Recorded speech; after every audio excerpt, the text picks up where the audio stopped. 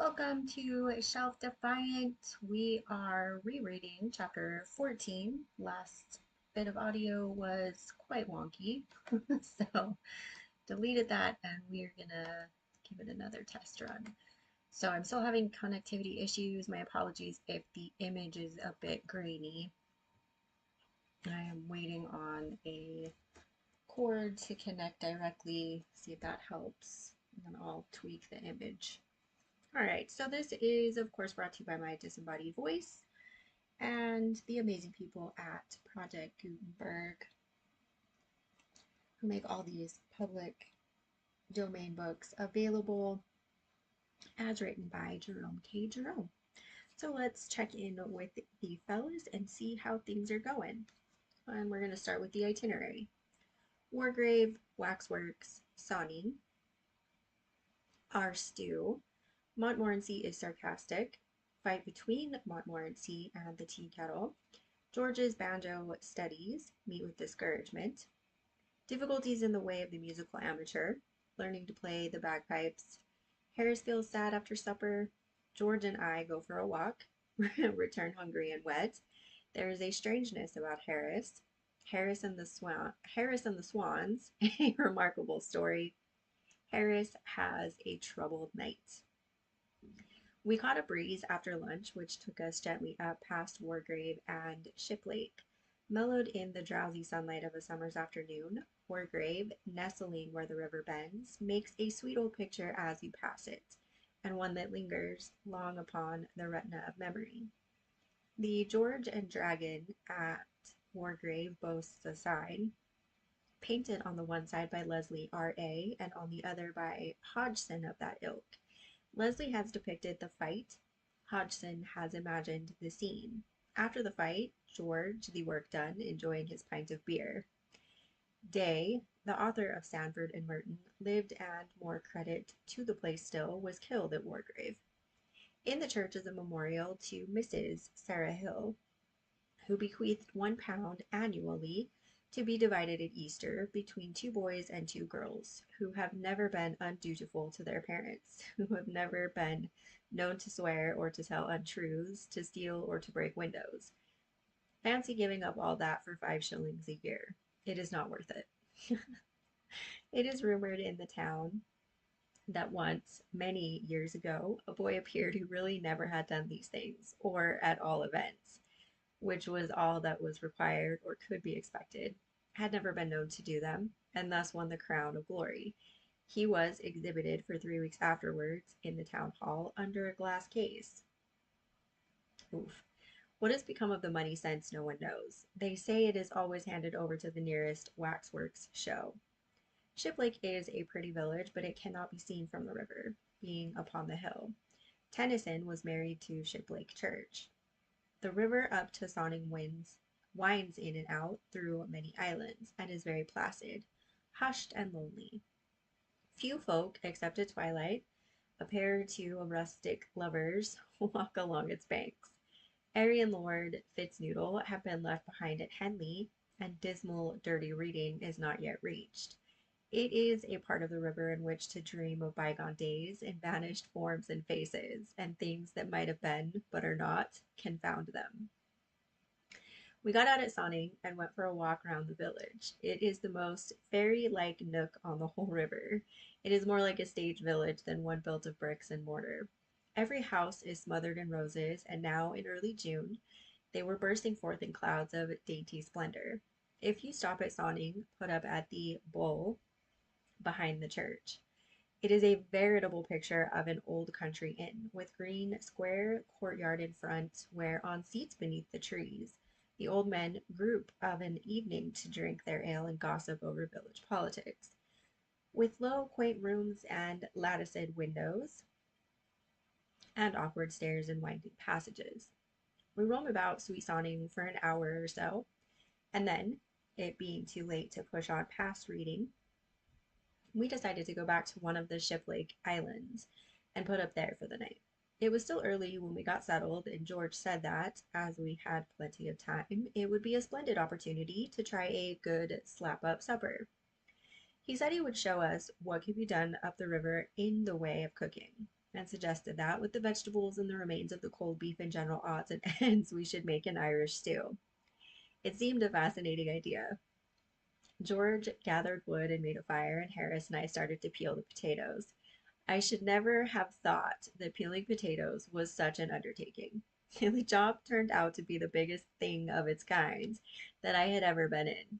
We began cheerfully, one might almost say skittishly, but our lightheartedness was gone by the time the first potato was finished. The more we peeled, the more peel there seemed to be left on.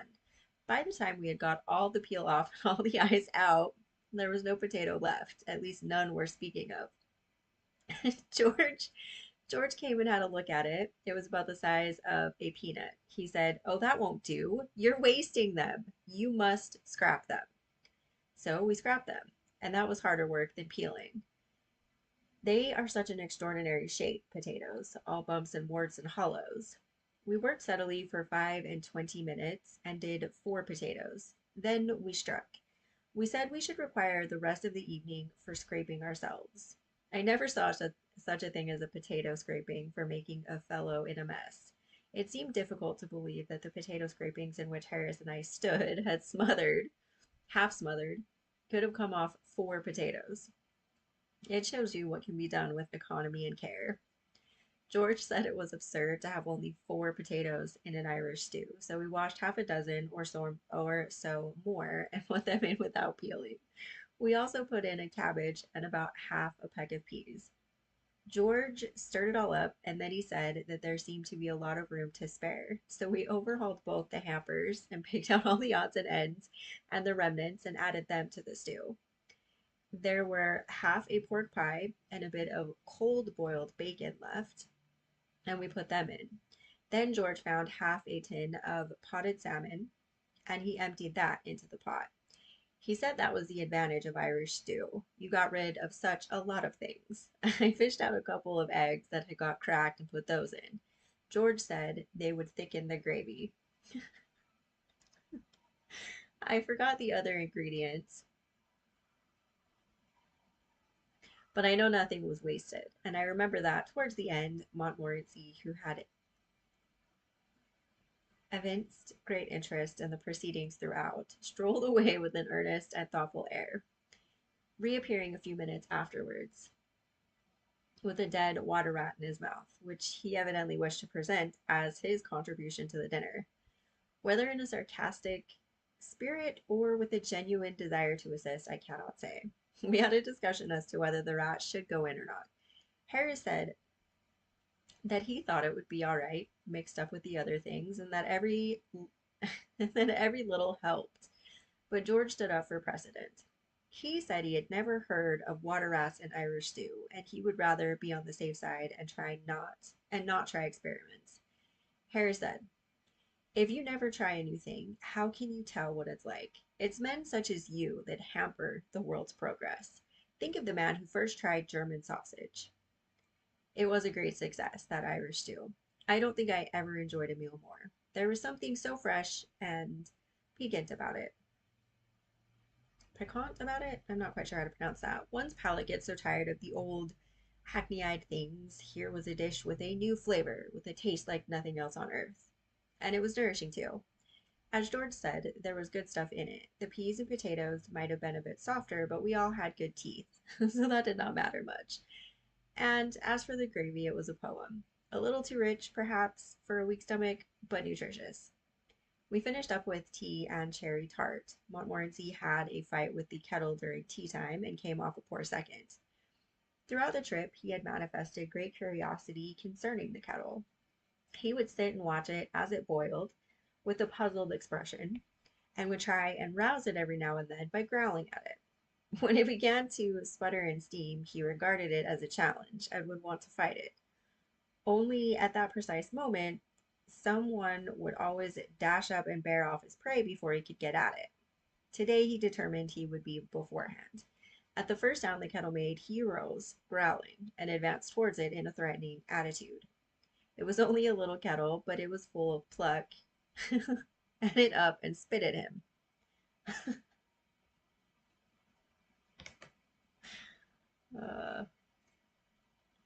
Ah, would ye? Growled Montmorency, showing his teeth.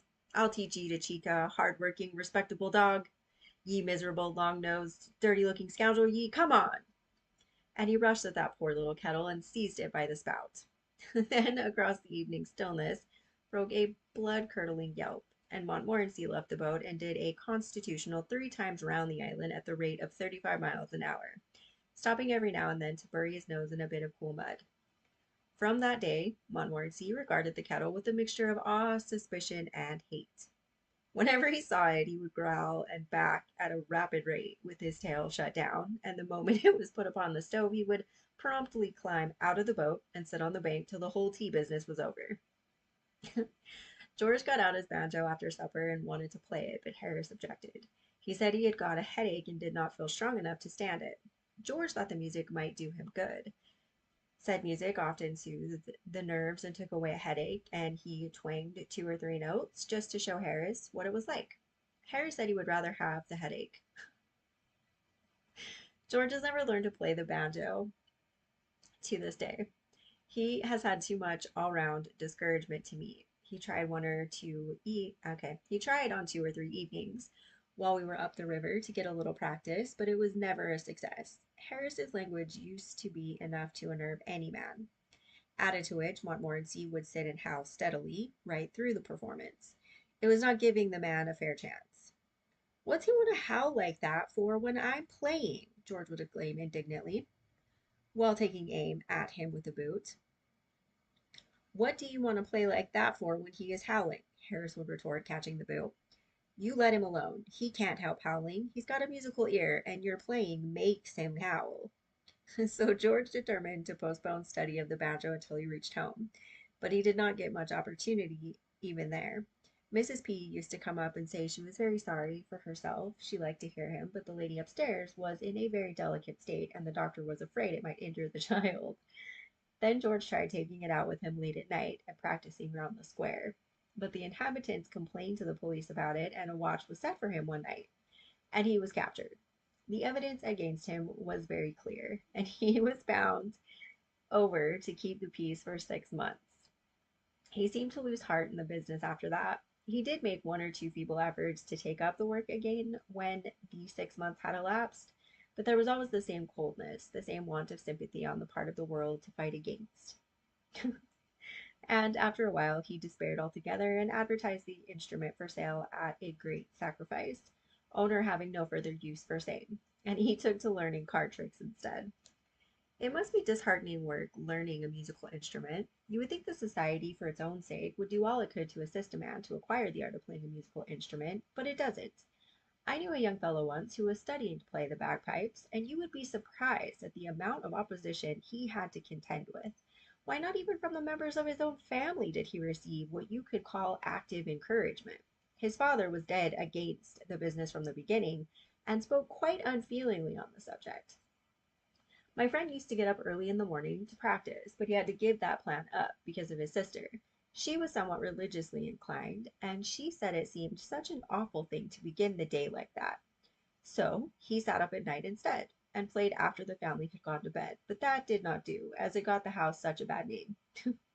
People going home late would stop outside to listen and then put it about all over the town the next morning that a fearful murder had been committed at Mr. Jefferson's the night before, and he would describe how they had heard the victim's shrieks and the brutal oaths and curses of the murderer, followed by the prayer for mercy in the last dying gurgle of the corpse.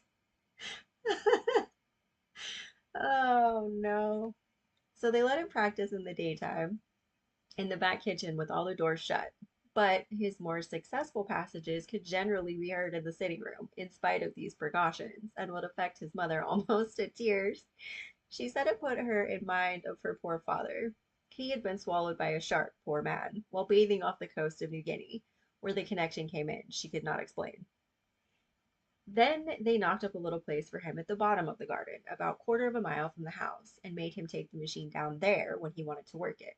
And sometimes a visitor would come to the house who knew nothing of the matter, and they would forget to tell him all about it and caution him, and he would go out for a stroll round the garden and suddenly get within earshot of those bagpipes without being prepared for it or knowing what it was.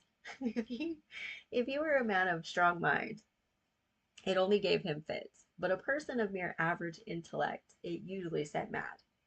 There is, it must be confessed, something very sad about the early efforts of an amateur in bagpipes.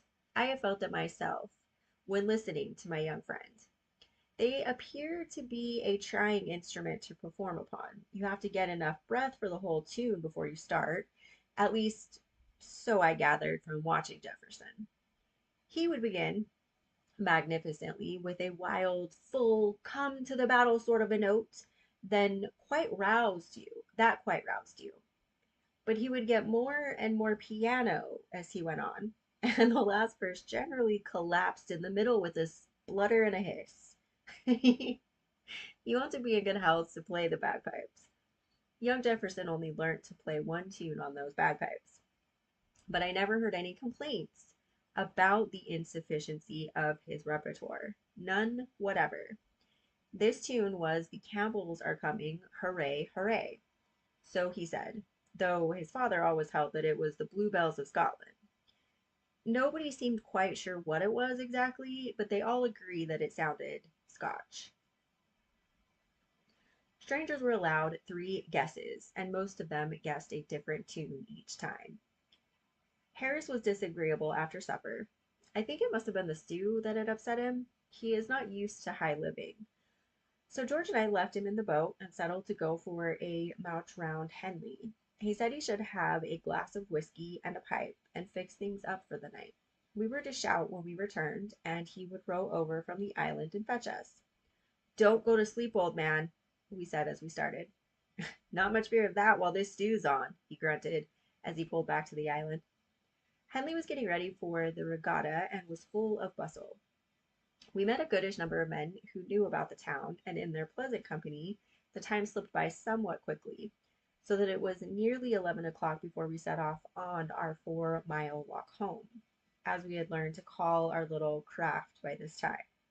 It was a dismal night, coldish, with a thin rain falling, and as we trudged through the dark, silent fields, talking low to each other and wondering if we were going right or not, we thought of the cozy boat, with the bright light streaming through the tight-drawn canvas of Harris and Montmorency, and the whiskey, and wished that we were there.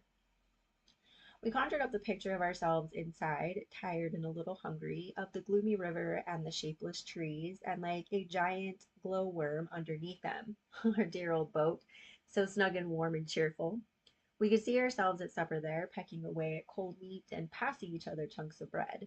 We could hear the cheery clatter of our knives, the laughing voices, filling all the space and overflowing through the opening out into the night. And we hurried on to realize the vision. We struck the towpath at length, and that made us happy, because prior to this we had not been sure whether we were walking towards the river or away from it. And when you are tired and want to go to bed, uncertainties like that worry you. We passed Ship Lake as the clock was striking the 11:45, and then George said thoughtfully, "You don't happen to remember which of the islands it was, do you?" "No," I replied, beginning to grow thoughtful too. "I don't. How many are there?" "Only 4," answered George. "It will be all right if he's awake." "And if he's not?" I queried. But we dismissed that train of thought. We shouted when we came opposite the first island, but there was no response, so we went to the second and tried there and obtained the same result. "Oh, I remember now," said George. "It was the third one." And we ran on hopefully to the third one and hallooed. No answer. The case was becoming serious, and it was now past midnight. The hotels at Ship Lake and Henley would be crammed, and we could not go round knocking up cottagers and householders in the middle of the night to know if they let apartments. George suggested walking back to Henley and assaulting a policeman, and so getting a night's lodging in the station house. But then there was the thought, suppose he only hits us back and refuses to lock us up. We could not pass the whole night fighting policemen. Besides, we did not want to overdo the thing and get 6 months. We despairingly tried what seemed in the darkness to be the 4th island, but met with no better success. The rain was coming down fast now, and evidently meant to last. We were wet to the skin and cold and miserable.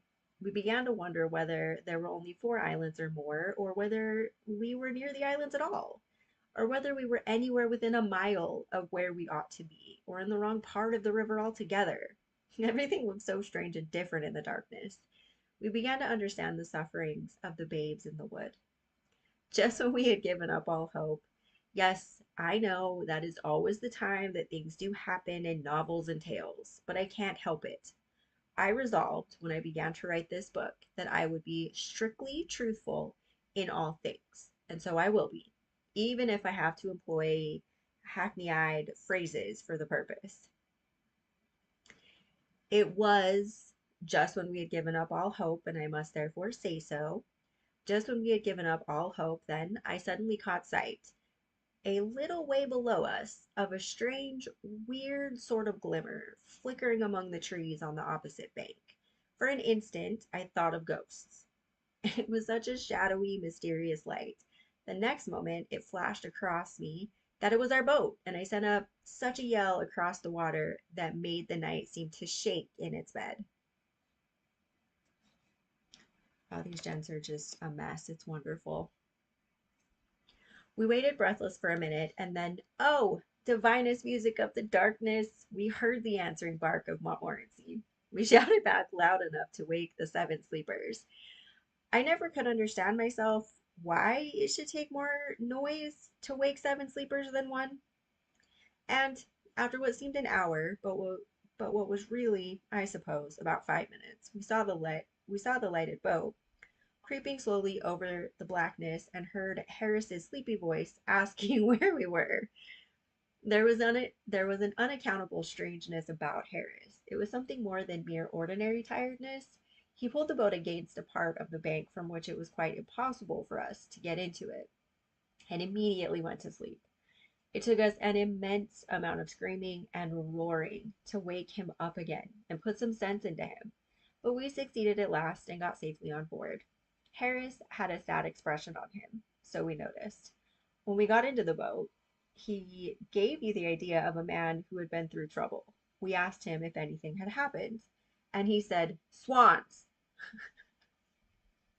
It seemed we had moored close to a swan's nest, and soon after George and I had gone, the female swan came back and kicked up a row about it. Harris had chivied her off, and she had gone away and fetched up her old man. Harris said he had had quite a fight with these 2 swans, but courage and skill had prevailed in the end, and he had defeated them. Half an hour afterwards, they returned with 18 other swans. It must have been a fearful battle, so far as we can understand Harris's account of it. The swans had tried to drag him and Montmorency out of the boat and drown them, and he had defended himself like a hero for 4 hours, and had killed the lot, and they had all paddled away to die. "How many swans did you say there were?" asked George. 32, replied Harris sleepily. "You said 18 just now," said George. "No, I didn't," grunted Harris. "I said 12. Think I can't count?" What were the real facts about these swans? We never found out. We questioned Harris on the subject in the morning, and he said, "What swans?" and seemed to think that George and I had been dreaming. Oh, how delightful it was to be safe in the boat after our trials and fears. We ate a hearty supper, George and I, and we should have had some toddy after it, if we could have found the whiskey, but we could not. We examined Harris as to what he had done with it, but he did not seem to know what we meant by whiskey or what we were talking about at all. Montmorency looked as if he knew something, but said nothing. I slept well that night, and should have slept better if it had not been for Harris. I have a vague recollection of having been woke up at least a dozen times during the night by Harris, wandering about the boat with the lantern, looking for his clothes. He seemed to be worrying about his clothes all night. Twice he routed up George and myself to see if we were lying on his trousers. George got quite wild the second time. "What the thunder do you want your trousers for in the middle of the night?" he asked indignantly. "Why don't you lie down and go to sleep?" I found him in trouble the next time I awoke, because he could not find his socks, and my last hazy remembrance is of being rolled over on my side and of hearing Harris muttering something about its being an extraordinary thing where his umbrella could have got to. All right. And that's the end of chapter 14. I think the swans part is my favorite. Let me know what your favorite part of the story was. As always, thank you for joining me and see you next time.